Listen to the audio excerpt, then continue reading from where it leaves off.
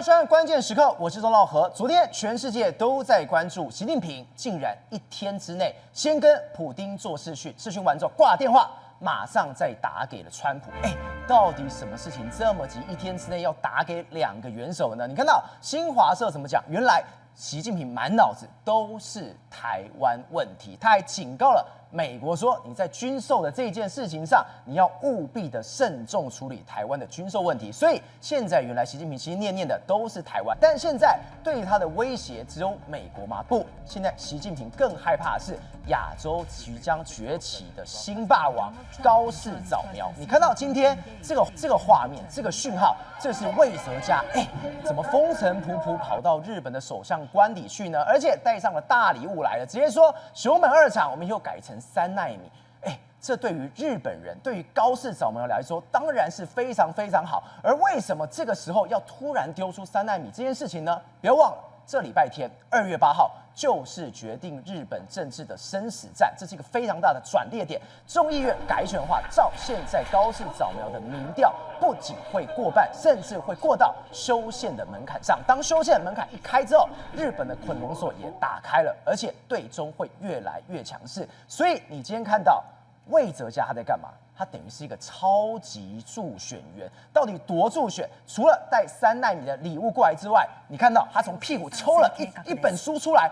大家想说那是什么书？原来这一本书就是高市早苗在2021年的时候，因为要选举的时候要写的书。这本就是日本经济的白皮书，甚至规划的新蓝图，而且里面对中非常非常的强硬，甚至魏哲家毫不掩饰的说，他说 I'm a strong supporter of 高市早苗，我是非常支持高市早苗的。我们第一次看他如此的去表态，而为什么是要这样做？因为当今天高市早苗崛起的时候，现在对他最大的威胁就是中国，就是习近平。好，我们先来介绍今天的来宾。第一位，政经评论家吴家龙，大家好；时事评论员张宇轩，早；资深媒体人姚慧珍，大家好；好，最后一位资深媒体人吴正峰，大家好。好，稍后还有资深的影剧记者年长玉，还有资深社会记者林玉峰会加入我们的讨论之中。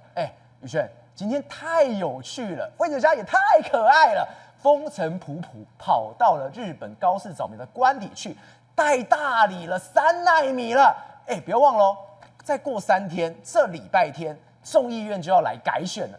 魏哲家变成超级助选员了。知道我这个全世界爱不释手，人人抢着要的这个魏哲家最可爱也最强大的这个男人，就没想到就在呢高市早苗即将要进行他人生最重要的一个考试、最重要的一个测验，也就是大选之前，来到了日本，而且与他同框。很多人看到这个画面，一直想说这可能只是产业投资，只是经济的投资，但错了。为什么？因为与此同时，今天有一件大事，也就是川习通话之后，中国竟然呢严正的发表了一个声明，但这个声明呢说硬不硬，说软不软。特别提及到一个台湾问题，说习近平强调，台湾问题是中美关系中最重要的问题。台湾是中国的领土，中方必须捍卫国家主权、领土完整，永远不可能让台湾分裂出去。下一个，美方务必慎重处理对台军售问题。对，那为什么我说这一件事情呢？这2件是有关的，而且至关重要呢？因为当习近平讲完这一段话之后，来，我们的总统赖清德，你知道他说什么吗？他除了说互不隶属，除了说台湾不属于中国之外，他讲了一个最重要的，他说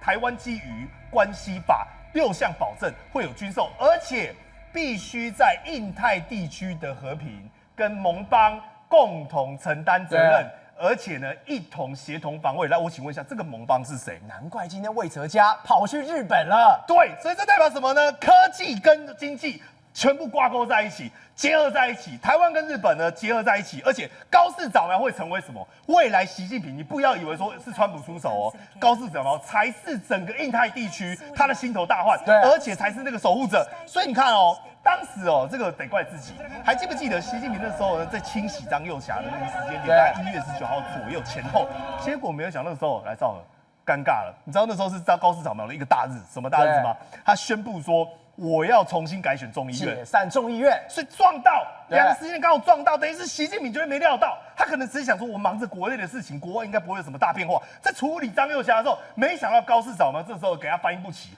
因为什么这件事情很重要？来，你仔细看哈，魏哲家今天他跑到了日本，来，他说什么？他说 I'm the strong supporter 这是川普哈 ，of Takashi Takashi 上，这个是高市早苗，对双 supporter 来，我问你。这个选举的时间点，他众议院要改选，再3天就要大选了。你说我是他的强力支持者，我是他的 big fan， 我是他的粉丝，这个人家会联想嘛？魏哲家一定会说我跟选举无关嘛？但是人家想说，哇，你台积电，魏哲家说你是高市早苗的粉丝来照，你就看高市早苗的嘴巴，对，高市早苗的嘴巴。魏哲家拿出这一本书的时候，高市早苗来，我们不是要丑化他。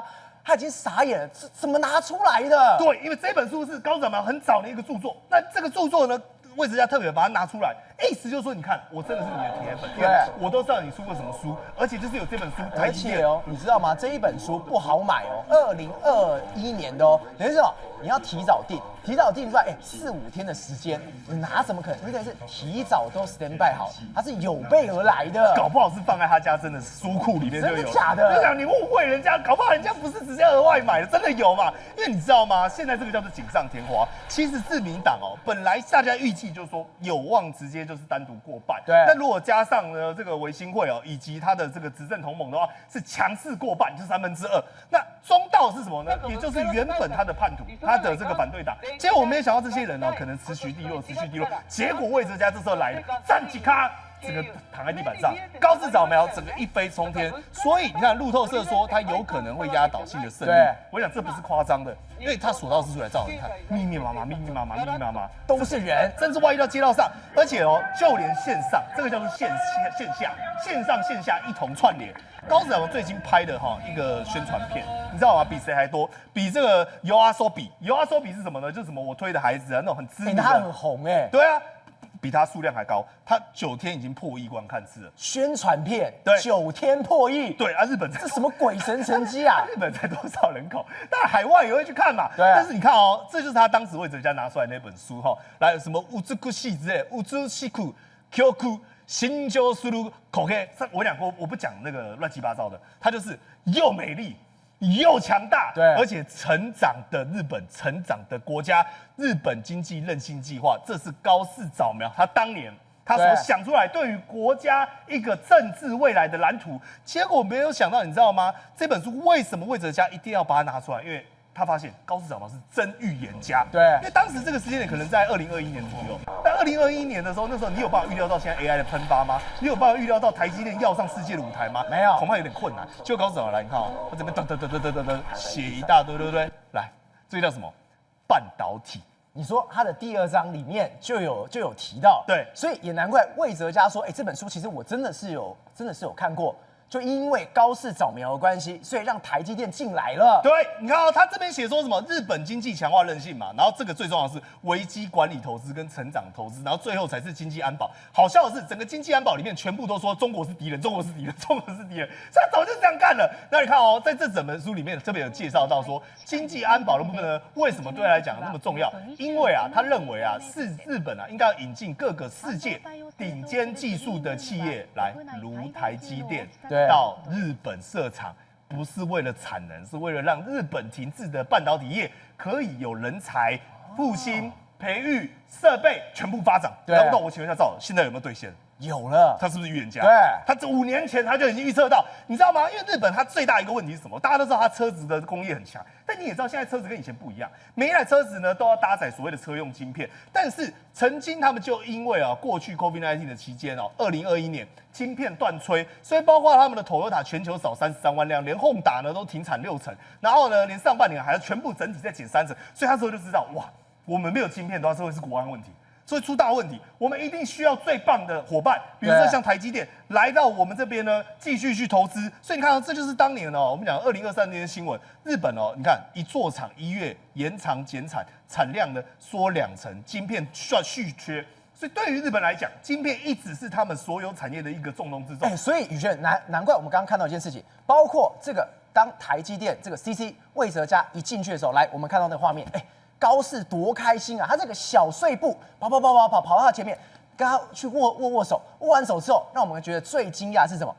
魏哲家真的是一个很接地气的人，他竟然从他的屁股拿出了那一本书，杀了所有人措手不及的。所以那个叫 surprise， 给你一个大惊喜。你知道为什么吗？为什么你看魏哲家他偷偷我们讲哦，原本还没有让高斯知道，代表说呢他是对于这种国与国之间，甚至是跟这种国家级元首，有没有看到？对，默默的把它拿出来，而且小本的，故意的，还拿出来给大家拍的。对，他没有提前 say 好嘛，所以高斯才有那个反应嘛。你看哦，他们讲说什么呢？原本是预计说可能是要做一些成熟制程，各位你不要以为说什么12.6跟3.6差多少，我跟你讲天差地远，因为12.6啊那个是我们讲算是成熟制程，但是到了3哦，它叫什么呢？危机管理里面再加一条，以前叫半导体，现在叫做 AI， 对，因为只有3奈米，它才可以跨足到 AI 的领域。再第二个，日本最擅长做什么呢？来钢弹啊，不是机器人。所以包括机器人，以及日本最优秀的叫什么？自动驾驶。换言之，以前我只是给你车子刚好用而已，但未来不是这样子。像我们上次介绍过 Elon Musk 的 AI5，它就是所谓的车用跟机器人。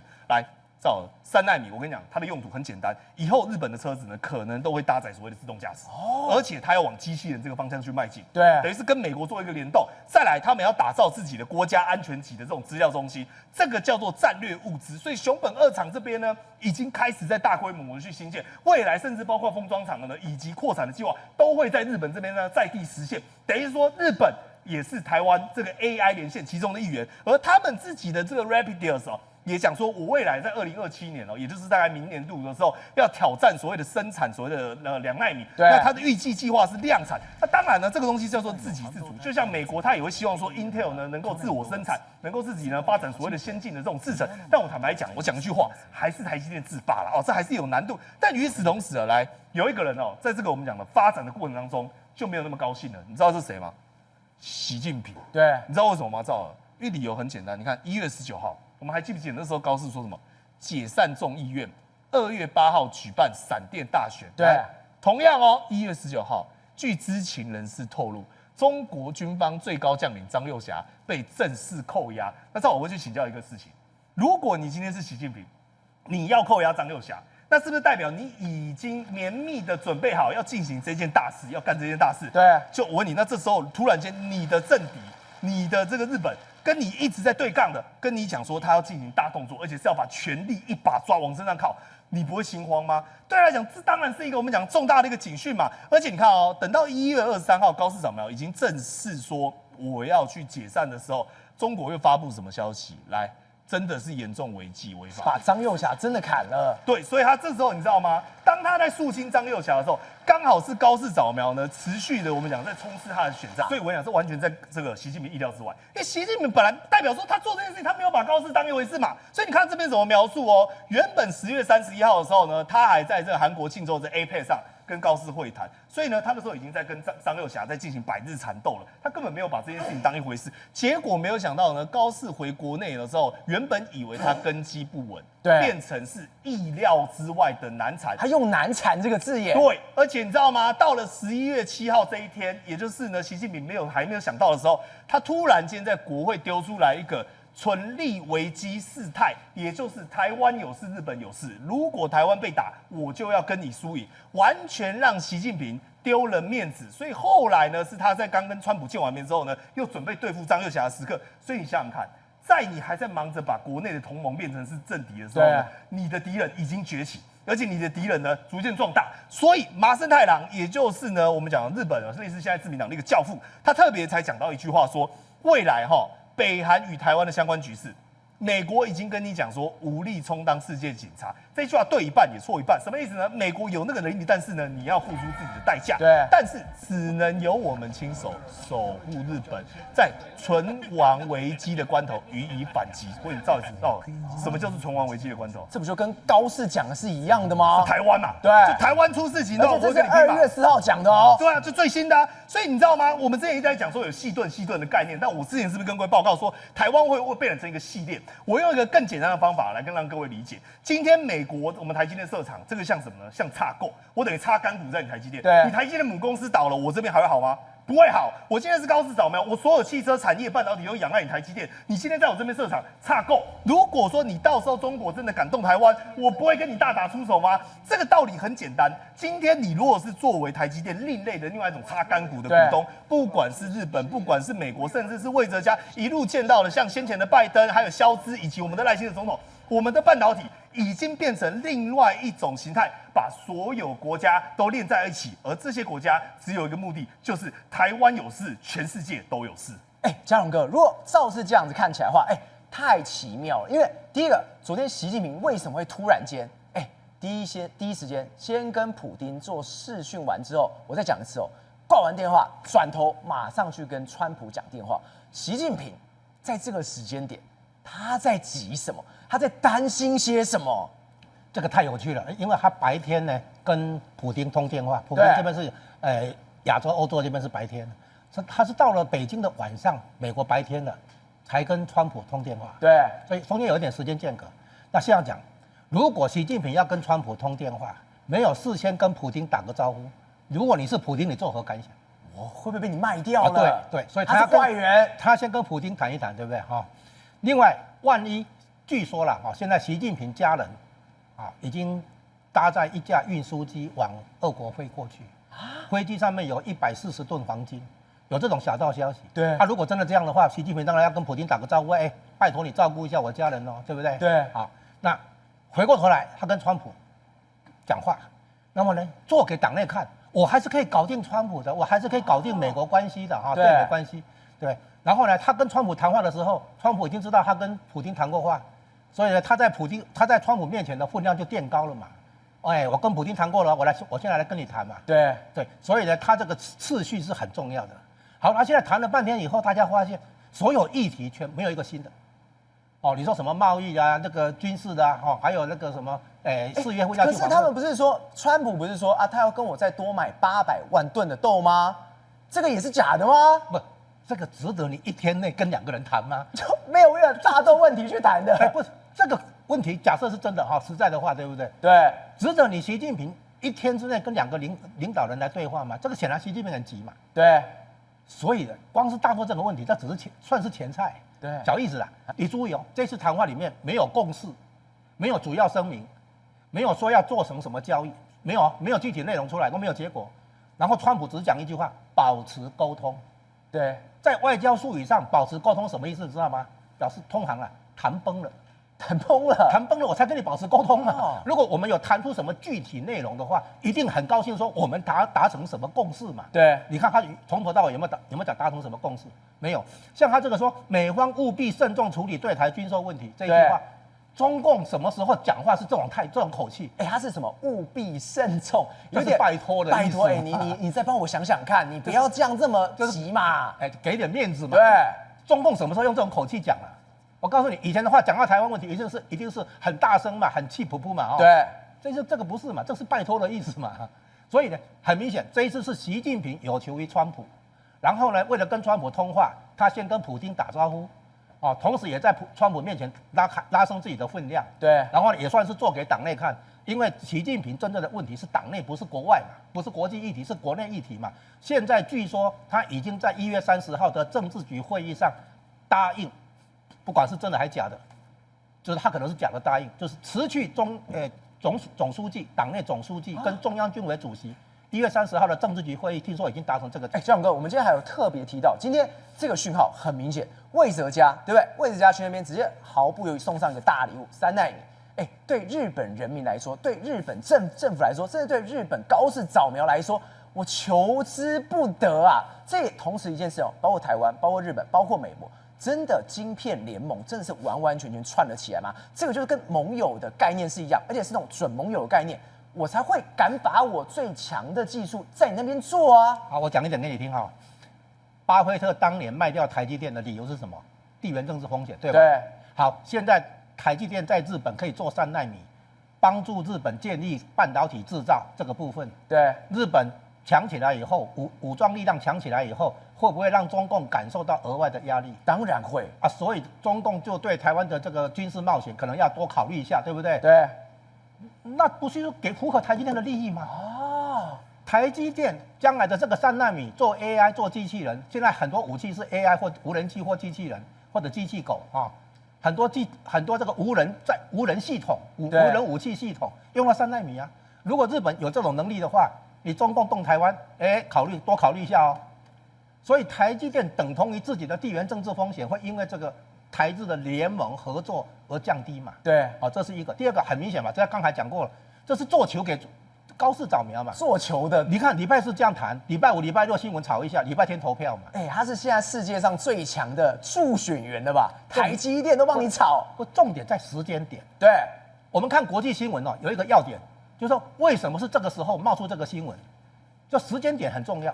所以他这个可以晚1个礼拜、早1个礼拜都没影响嘛？为什么是这个时候？毫无疑问嘛，就是要拉抬高市早苗嘛，而且呢，也等于说高市早苗欠台积电一个很大的人情，对，他真的胜选的话，所以这个是台日从合作到准同盟关系，甚至于将来台日融合又迈进一大步。那这个东西非常有可能，我猜想是得到川普的默许，就是说等同于川普也乐见台积电这个投资，对，扩大50亿美元左右的投资。那这样的话，把日本、台湾、美国绑得更紧的话，会形成一个有效的吓阻，就是让中共对台湾军事冒险要多考虑一些。怎么？我们刚刚有特别提到，现在包括台湾、包括日本、包括美国，这个晶片联盟已经成了型，而且是这种准联盟、准盟友关系紧紧相依。只是我没办法想到一件事，是你今天出了一个独家，出了一个这个新闻，让我真的傻眼。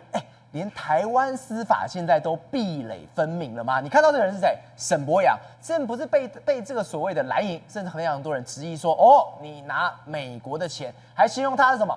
你根本是一个美谍风暴。结果北检查完之后，他告诉我们一件事情：第一个，他的确是有拿钱，拿美国人的钱有；但第二个是什么？他没有泄露任何的秘密，所以怎么样？我不起诉。